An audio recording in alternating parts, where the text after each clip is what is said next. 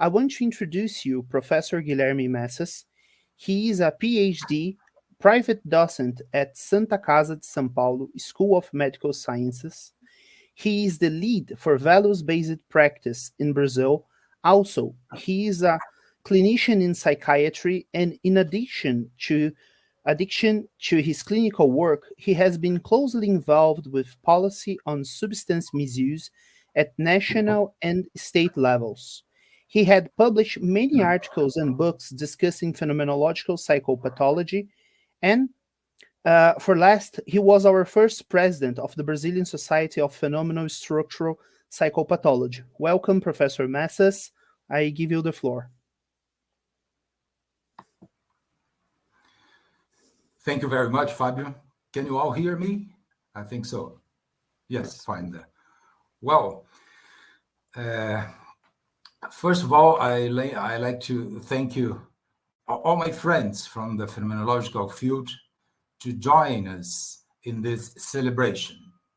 I'd like to consider this meeting more as a celebration, more as a party than an academic field, though I will put forward some ideas.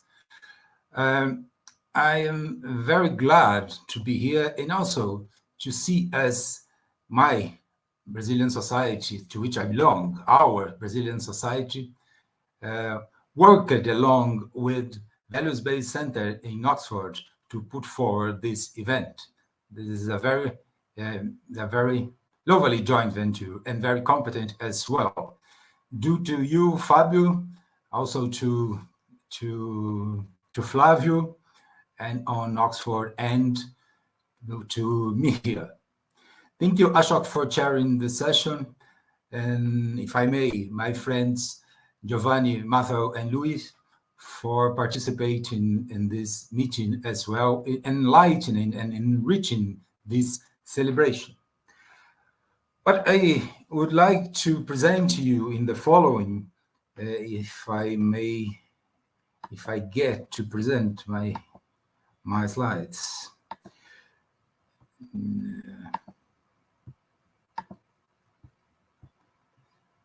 No, of course. Yes. Can you see these slides? Yes, we can. Yes, you can. Yeah. Well, it is a bit small, but I think it's work. No, it's small because I didn't put it in presentation form. So now it's bigger, isn't it? It's perfect. So, well, as I mentioned, I'd like just to highlight some aspects of this centenary of phenomenological psychopathology to further discussion and to celebrate our partnership. Our in terms of my generation and the old generations and the new generation. So a congregation of generations, which I'd like to link by the ideas I will put forward now. So I will divide my presentation in three parts. Responding to three questions. What are we celebrating today? Why are we celebrating this? And what for are we celebrating these 100 years of phenomenological psychopathology? So first, what are we celebrating? Well, this is a very special day for all of us. As Ashok mentioned in his opening words, we're celebrating a small session on the 25th of November, 100 years ago, exactly 100 years ago, in which, in this Swiss Psychiatric Society session, two authors who afterwards happened to be the leaders of this movement or the intellectual founding fathers of this movement, two preliminary papers on that moment. They would happen to be the initial papers of a new movement, particularly on Ludwig Binswanger's paper on phenomenology, we can see the introduction of the notion of phenomenology in the sense we are celebrating and defending, so to speak, today. There's also this paper from, a famous paper from Minkowski, which I also recommended to you. So we are celebrating phenomenological psychopathology, 100 years of that.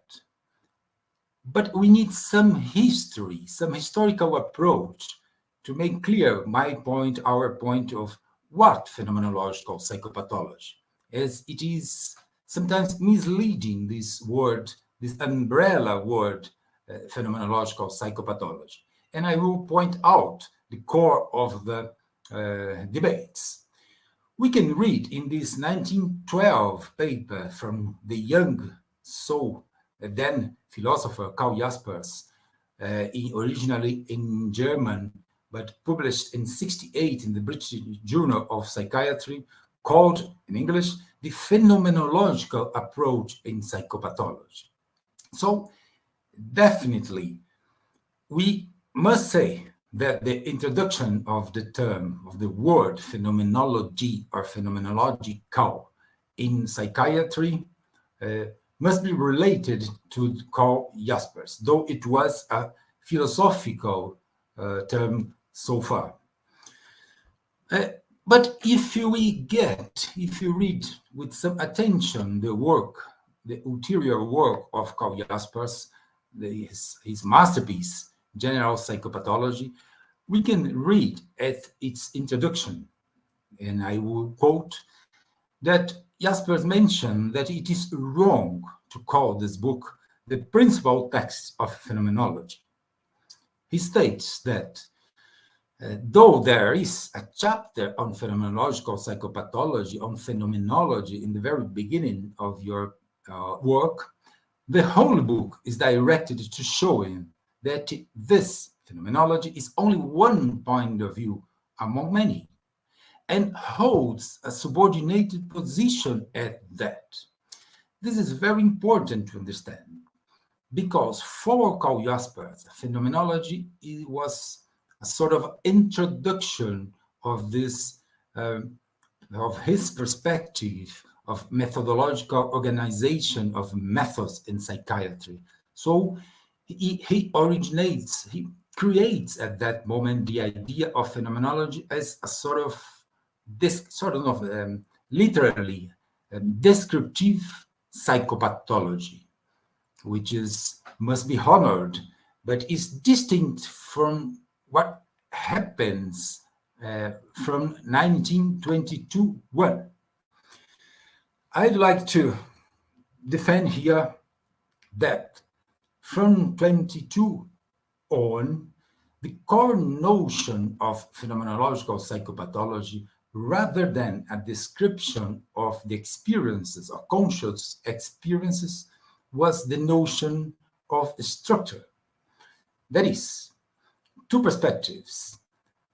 Beyond the description of experience, it is of interest of phenomenological psychopathology the description as well of the structures, the pre-reflective, or sometimes called implicit, or sometimes called transcendental structure of the very experience.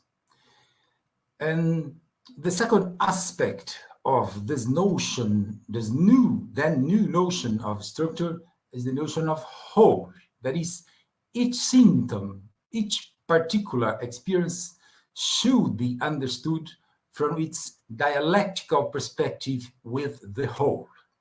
I think that these two ideas, the pre-reflective dimension and the necessary relationship between parts and whole, though present in Jaspersian work, definitely was not put forward as radically as from this moment we celebrate now on. So, if we are celebrating this conception, we should ask ourselves why this deserves celebration. I will summarize one of my favorite citations that comes from Michel Foucault and the order of things, which, as far as I understand, summarizes perfectly this creation of human being as we saw in the 20th century. So the idea is that, I highlighted it in red, man, that is the science of human beings, human sciences, is an invention of recent date. It's an invention, it's not a natural type. It's a creation of culture, of categories of thought. And it was, in his opinion, nearing its end if the arrangements, the social and historical arrangements, were to disappear, sociologically disappear.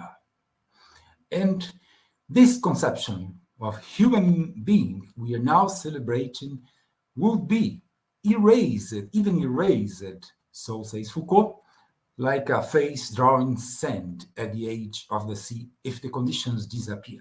So we are celebrating actually the diaspora of these people who created and keeping alive this creation of a perception of human being. We are celebrating also the diaspora of these people, all these generations and layers of thinkers and clinicians, which are spread around the world. And I can mention some journals who demonstrate this validity and the strength of this movement of human creation. For instance, the journal, I had the honor with some friends in Brazil to create some 10 years ago, specifically on contemporary phenomenological psychopathology, but also, like Giovanni Stanghellini knows well, the Classical Juno in Italian, mostly in Italian, Comprendere, but also in the US, the Classical Juno of Phenomenological Psychology, and many others. I think there's another one. Yes, I called the journal Le Cercle Herméneutique from the French researchers. All of them keeping alive and moving forward the idea of phenomenological psychopathology. But also we can see the strength of this movement in some more international and more open to new to dialoguing with other fields, like, for instance, the very important journal Phenomenology and the Cognitive Sciences. I'd like to apologize for the many other journals around the world which I was not able to mention here. So what for are we celebrating phenomenological psychopathology? For the sake of what? So to mention again Foucault, what are the historical conditions today which require us to mention our tradition, to celebrate them? So we, as far as I understand, we are living in very interesting times in a good sense of the word. After some decades of an old paradigm who's starving now, there is very relevant call in such important scientific journals, like this is from Lancet, calling for shifting paradigms, looking for new paradigms which could account for the comprehensive need of mental health in society in terms of more efficacy and more reliability, validity in real terms for people who were living their experiences of altered experiences, but also enhancing the need for full respect for human rights.